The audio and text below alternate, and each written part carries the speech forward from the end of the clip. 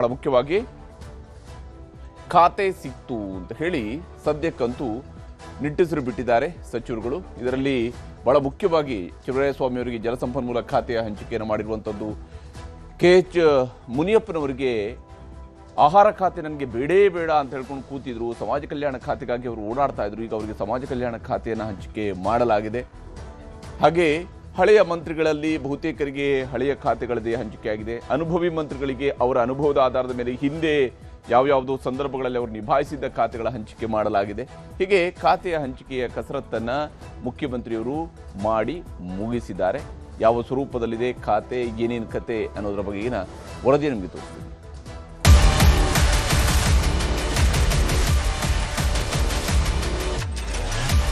ಖಾತೆ ಏನು ಹಂಚಬೇಕು ಎಲ್ಲ ಗವರ್ನರ್ ಆಫೀಸ್ಗೆ ಹೋಗಿದೆ.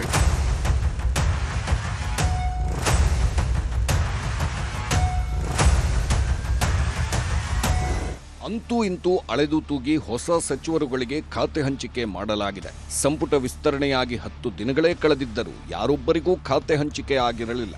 ಇದೀಗ ನೂತನ ಸಚಿವರುಗಳಿಗೆ ಖಾತೆ ಹಂಚಿಕೆ ಮಾಡಲಾಗಿದೆ. ಮುಖ್ಯಮಂತ್ರಿ DK ಶಿವಕುಮಾರ್ ಅವರು ಹಣಕಾಸು ಇಲಾಖೆ ಜೊತೆಗೆ ಹಲವು ಖಾತೆಗಳನ್ನು ತಮ್ಮಲ್ಲೇ ಇಟ್ಕೊಂಡಿದ್ದಾರೆ. ಹಣಕಾಸು, ಸಂಪುಟ ವ್ಯವಹಾರ, ಆಡಳಿತ ಮತ್ತು ಸುಧಾರಣಾ ಇಲಾಖೆ, ಗುಪ್ತಚರ, ವಾರ್ತೆ, ಕಾನೂನು ಮತ್ತು ಮಾನವ ಹಕ್ಕು, ಸಂಸದೀಯ ವ್ಯವಹಾರ ಮತ್ತು ಶಾಸನ, ಕೃಷಿ ಮಾರುಕಟ್ಟೆ ಇಲಾಖೆಗಳನ್ನು ತಮ್ಮಲ್ಲೇ ಇಟ್ಕೊಂಡಿದ್ದಾರೆ. ಜೊತೆಗೆ ಬೆಂಗಳೂರು ಅಭಿವೃದ್ಧಿಗೆ ಪೂರಕವಾಗಿರುವ ನಗರ ಯೋಜನೆ, BDA ಹಾಗೂ BMRDA ಇಲಾಖೆಗಳನ್ನೂ DK ಶಿವಕುಮಾರ್ ತಮ್ಮ ಬಳಿಯೇ ಇಟ್ಕೊಂಡಿದ್ದಾರೆ. ಹೊಸ ಸಚಿವರುಗಳಿಗೆ ನೀಡಿರುವ ಖಾತೆಗಳ ವಿವರ ಹೀಗಿದೆ. ಜಮೀರ್ ಅಹಮದ್ ಖಾನ್ ಅವರಿಗೆ ವಸತಿ, ರಾಮಲಿಂಗಾರೆಡ್ಡಿ ಅವರಿಗೆ ಅರಣ್ಯ, ಪರಿಸರ ಮತ್ತು ಜೀವಿಶಾಸ್ತ್ರ, ಲಕ್ಷ್ಮಣ ಸವದಿ ಅವರಿಗೆ ಸಹಕಾರ, ರುದ್ರಪ್ಪ ಲಮಾಣಿ ಅವರಿಗೆ ಸಕ್ಕರೆ ಮತ್ತು ಜವಳಿ, KH ಮುನಿಯಪ್ಪ ಅವರಿಗೆ ಸಮಾಜ ಕಲ್ಯಾಣ ಖಾತೆ ನೀಡಲಾಗಿದೆ. ಶಿವರಾಜ್ ತಂಗಡಗಿ ಅವರಿಗೆ ಕನ್ನಡ ಮತ್ತು ಸಂಸ್ಕೃತಿ ಜೊತೆಗೆ ಹಿಂದುಳಿದ ವರ್ಗಗಳ ಕಲ್ಯಾಣ ಇಲಾಖೆ ನೀಡಲಾಗಿದೆ. UT ಖಾದರ್ ಅವರಿಗೆ ಆರೋಗ್ಯ, ಅಲ್ಪಸಂಖ್ಯಾತ ಕಲ್ಯಾಣ, ಹಜ್ ಮತ್ತು ವಕ್ಫ್ ಖಾತೆಗಳನ್ನು ನೀಡಲಾಗಿದೆ. T ರಘುಮೂರ್ತಿ ಅವರಿಗೆ ಪರಿಶಿಷ್ಟ ಪಂಗಡಗಳ ಕಲ್ಯಾಣ ಇಲಾಖೆ ನೀಡಲಾಗಿದೆ. ಡಾಕ್ಟರ್ ಅಜಯ್ ಸಿಂಗ್ ಅವರಿಗೆ ಸಣ್ಣ ನೀರಾವರಿ, ವಿಜ್ಞಾನ ಮತ್ತು ತಂತ್ರಜ್ಞಾನ ಇಲಾಖೆ ನೀಡಲಾಗಿದೆ. N ಚಲುವರಾಯಸ್ವಾಮಿ ಅವರಿಗೆ ಜಲಸಂಪನ್ಮೂಲ ಇಲಾಖೆ, ಮಧು ಬಂಗಾರಪ್ಪ ಅವರಿಗೆ ಪ್ರಾಥಮಿಕ ಮತ್ತು ಪ್ರೌಢಶಿಕ್ಷಣ ಇಲಾಖೆ, ಬಸವರಾಜ ರಾಯರೆಡ್ಡಿ ಅವರಿಗೆ ಉನ್ನತ ಶಿಕ್ಷಣ, KM ಶಿವಲಿಂಗೇಗೌಡ ಅವರಿಗೆ ಅಬಕಾರಿ, C ಪುಟ್ರಂಗ್ ಶೆಟ್ಟಿ ಅವರಿಗೆ ಪಶುಸಂಗೋಪನೆ ಮತ್ತು ರೇಷ್ಮೆ ಇಲಾಖೆ ಕೊಡಲಾಗಿದೆ. ವಿಜಯಾನಂದ ಕಾಶಪ್ಪನವರವರಿಗೆ ಸಣ್ಣ ಕೈಗಾರಿಕೆ, ಸಂತೋಷ್ ಲಾಡ್ ಅವರಿಗೆ ಕಾರ್ಮಿಕ ಮತ್ತು ಉದ್ಯೋಗ ಇಲಾಖೆ ನೀಡಲಾಗಿದೆ. KS ಬಸವಂತಪ್ಪ ಅವರಿಗೆ ಮುಜರಾಯಿ, ಮೀನುಗಾರಿಕೆ, ಬಂದರು ಮತ್ತು ಒಳಸಾರಿಗೆ ನೀಡಲಾಗಿದೆ. SS ಮಲ್ಲಿಕಾರ್ಜುನ ಅವರಿಗೆ ತೋಟಗಾರಿಕೆ ಜೊತೆಗೆ ಗಣಿ ಮತ್ತು ಭೂವಿಜ್ಞಾನ ಖಾತೆ ಕೊಡಲಾಗಿದೆ. ರಿಜ್ವಾನ್ ಅರ್ಷದ್ ಅವರಿಗೆ ಆಹಾರ ಮತ್ತು ನಾಗರಿಕ ಸರಬರಾಜು, PM ನರೇಂದ್ರ ಸ್ವಾಮಿ ಅವರಿಗೆ ಕೃಷಿ ಇಲಾಖೆ, HC ಬಾಲಕೃಷ್ಣ ಅವರಿಗೆ ಪೌರಾಡಳಿತ, B ನಾಗೇಂದ್ರ ಅವರಿಗೆ ಯೋಜನೆ ಮತ್ತು ಸಾಂಖ್ಯಿಕ ಇಲಾಖೆ ನೀಡಲಾಗಿದೆ. ನಾನು ಈ ಕೋಆಪರೇಟಿವ್ ಮೂಮೆಂಟಿನಿಂದನೇ ರಾಜಕಾರಣಕ್ಕೆ ಬಂದಿರ್ತಕ್ಕಂಥದ್ದು.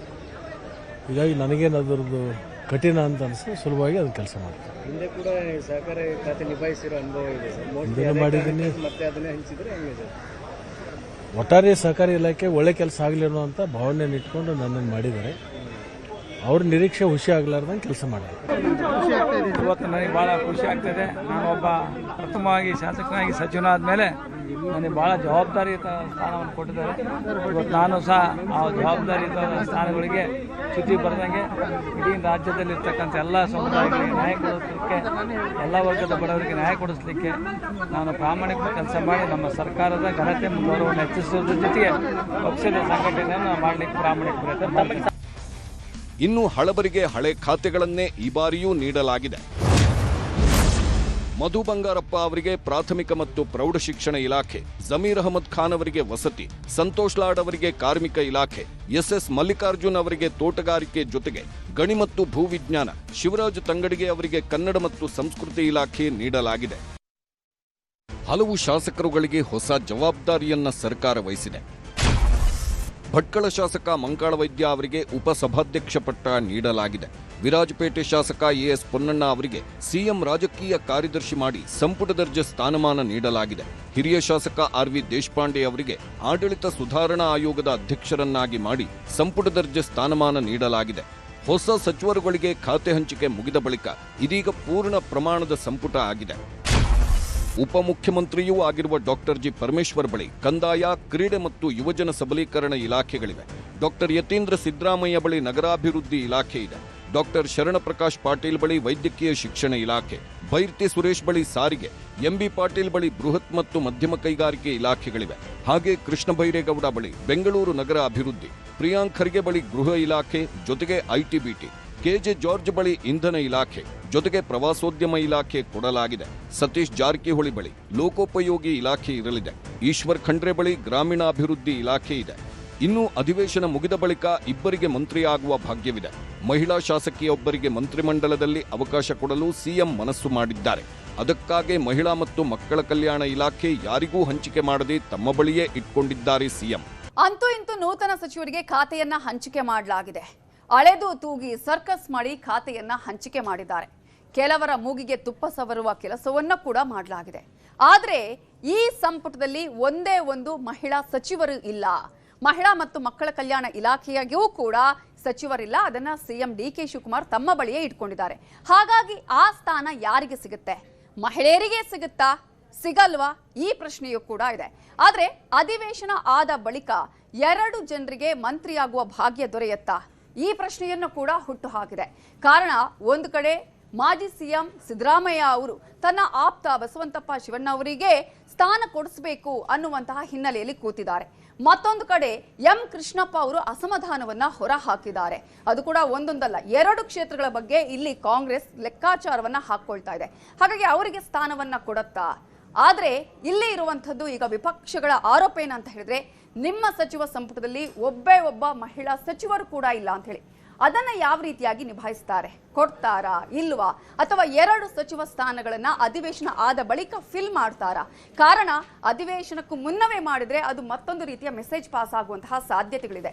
ಹಾಗಾಗಿ ಈಗ ಯಾವ ರೀತಿಯಾದ ಲೆಕ್ಕಾಚಾರವನ್ನ ಹಾಕಿಕೊಳ್ತಾರೆ, ಯಾವ ರೀತಿಯಾಗಿ ಇವೆಲ್ಲವಂತಹ ಸಮಸ್ಯೆಗಳಿಗೆ ಪರಿಹಾರವನ್ನ ಕಂಡುಕೊಳ್ಳುವ ಪ್ರಯತ್ನ ಕಾಂಗ್ರೆಸ್ನಿಂದ ಆಗತ್ತೆ, ವಿಪಕ್ಷಗಳ ಆರೋಪಕ್ಕೆ ಉತ್ತರ ಕೊಡುವಂತಹ ಪ್ರಯತ್ನಗಳು ಆಗತ್ತೆ. ಅದರಲ್ಲೂ ಕೂಡ ಸೆಪ್ಟೆಂಬರ್ನಲ್ಲಿ ಆಗುವಂತಹ ಚಾನ್ಸಸ್ ಇದೆ. ಏನಾಗತ್ತೆ ಅನ್ನೋದು ಕೆಲವೇ ದಿನಗಳಲ್ಲಿ ಗೊತ್ತಾಗಲಿದೆ. ಈ ಮಧ್ಯೆ ನೂತನ ಸಚಿವ ಬಿ ನಾಗೇಂದ್ರ ವಿರುದ್ಧ ಬಿಜೆಪಿ ಹೋರಾಟ ಮಾಡುತ್ತಿದೆ. ಸದನದ ಒಳಗೂ ಹೊರಗೂ ಹೋರಾಟಕ್ಕೆ ಬಿಜೆಪಿ ಸಿದ್ಧತೆ ಮಾಡಿಕೊಂಡಿದೆ. ಅಧಿವೇಶನದ ಆರಂಭದ ದಿನವೇ ಸಭಾತ್ಯಾಗಕ್ಕೆ ಮೈತ್ರಿ ನಾಯಕರು ಸಿದ್ಧತೆ ನಡೆಸಿದ್ದಾರೆ. ಇನ್ನೂ ಕೂಡ ಕಳಂಕದಿಂದ ವಾಪಸ್ ಬರದಲೆ ಪುನಃ ಇದನ್ನ ಮಂತ್ರಿ ಮಾಡಿರುವಂಥದ್ದು ಕರ್ನಾಟಕದ ದೌರ್ಭಾಗ್ಯ ಮತ್ತು ಕಾಂಗ್ರೆಸ್ ಸರ್ಕಾರದ ನೀಚ ಗುಣ ಅಂತ ಇದರಲ್ಲಿ ನಾನು ಹೇಳೋದಕ್ಕೆ ಬಯಸ್ತೇನೆ. ಅದರಿಂದ ಕೂಡಲೇ ನಾಗೇಂದ್ರನ ರಾಜೀನಾಮೆ ಪಡ್ಕೋಬೇಕು ಮುಖ್ಯಮಂತ್ರಿಗಳು. ಇಲ್ಲ ಅಂದರೆ ಯಾವುದೇ ಕಾರಣಕ್ಕೂ ಅಸೆಂಬ್ಲಿ ನಡೆಯೋಕ್ಕೆ ಬಿಡಲ್ಲ. ನಮಗೆಲ್ಲ ಟೀಕೆ ಮಾಡ್ತಾರೆ. ಅವರಲ್ಲಿ ಯಾರ್ಯಾರು ಶಾಸಕರ ಮೇಲೆ ಅಟ್ರಾಸಿಟಿ ಕೇಸಸ್ ನಡೀತಾ ಇದೆ, ದೌರ್ಜನ್ಯ ಕೇಸ್ ನಡೀತಾ ಇದೆ, ಮಹಿಳೆಯರ ಮೇಲಿರ್ಬೋದು, ದಲಿತರ ಮೇಲಿರ್ಬೋದು, ಸ್ವಲ್ಪ ಅವರು ಸಮೀಕ್ಷೆ ಮಾಡಿಕೊಳ್ಳಿ, ಆಮೇಲೆ ನೈತಿಕತೆ ಬಗ್ಗೆ ಮಾತಾಡಲಿ. ಈ ಎಲ್ಲ ಬೆಳವಣಿಗೆಗಳ ಮಧ್ಯೆಯೇ ನಾಳೆಯಿಂದ ಮುಂಗಾರು ಅಧಿವೇಶನ ಪ್ರಾರಂಭವಾಗುತ್ತಿದೆ. ಗೃಹ ಕಚೇರಿ ಕೃಷ್ಣಾದಲ್ಲಿ ಸಭೆ ಮಾಡಿದ್ದ ಸಿಎಂ ಅಧಿವೇಶನದಲ್ಲಿ ಪ್ರತಿಪಕ್ಷಗಳನ್ನ ಎದುರಿಸುವ ಸಂಬಂಧ ಸಮಾಲೋಚನೆ ಮಾಡಿದ್ರು. ತಮ್ಮ ಸಹೋದ್ಯೋಗಿಗಳು ಕ್ಯಾಬಿನೆಟ್ ಸದಸ್ಯರಲ್ಲದೆ ಹಲವು ಹಿರಿಯ ಕಾಂಗ್ರೆಸ್ ಮುಖಂಡರನ್ನು ಸಭೆಗೆ ಆಹ್ವಾನಿಸಿದ್ರು. ಆ ಆಹ್ವಾನದ ಹಿನ್ನೆಲೆಯೊಳಗೆ ಇವತ್ತಿನ ಸಭೆ ಅತ್ಯಂತ ಸೌಹಾರ್ದಮಯವೂ ಆಯಿತು. ಅಷ್ಟೇ ಅಲ್ಲ, ಏನು ಸ್ಪೀಕರ್ ಚುನಾವಣೆ, ಚೇರ್ಮನ್ ಚುನಾವಣೆ ಇದೆ, ಅದ್ರ ಬಗ್ಗೆ ನಾವು ಏನು ಕ್ರಮಗಳನ್ನು ತೆಗೆದುಕೊಳ್ಬೇಕು, ಯಾವ ರೀತಿಯಾಗಿ ಮುಂದುವರಿಬೇಕು ಅನ್ನೋದ್ರ ಬಗ್ಗೆ ಚರ್ಚೆ ಮಾಡಿದ್ವಿ. ಇವತ್ತು ನಮಗೆ ವರಿಷ್ಠರು, ನಮ್ಮ ಕಾಂಗ್ರೆಸ್ ಪಕ್ಷದ ವರಿಷ್ಠರು, ನಮ್ಮ ರಾಜ್ಯದ ವರಿಷ್ಠರು, ಒಟ್ಟ ಮುಖ್ಯಮಂತ್ರಿಗಳು ಎಲ್ಲರೂ ಸೇರಿ ಒಂದು ತೀರ್ಮಾನ ಮಾಡಿ ನನ್ನನ್ನು ಮೊದಲೇದಾಗಿ ಸಚಿವರನ್ನಾಗಿ 3ನೇ ತಾರೀಕು ಮಾಡಿದ್ದಾರೆ. ಇವತ್ತು ನನಗೆ ST ವೆಲ್ಫೇರ್ ಪರಿಶಿಷ್ಟ ಪಂಗಡದ ಕಲ್ಯಾಣ ಇಲಾಖೆನ ಕೊಟ್ಟಿದ್ದಾರೆ. ಒಂದು ಜವಾಬ್ದಾರಿಯನ್ನು ಕೊಟ್ಟಿದ್ದಾರೆ. ಹೆಚ್ಚು ರೀತಿಯಿಂದ ಕೆಲಸ ಮಾಡೋಣ. ನಿರೀಕ್ಷೆ ಮಾಡಿದ್ರಿ ಸರ್? ಇದು ನಮ್ಮ ಯಾವ ಒಂದು ಖಾತೆ ಕೊಟ್ಟರೂ ನಾನು ನಿಭಾಯಿಸ್ತೀನಿ ಅಂತ ಒಂದು ನಂಗೆ ವಿಶ್ವಾಸ ಇದೆ.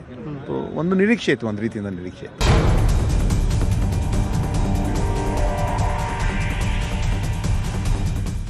Bureau report, news 18.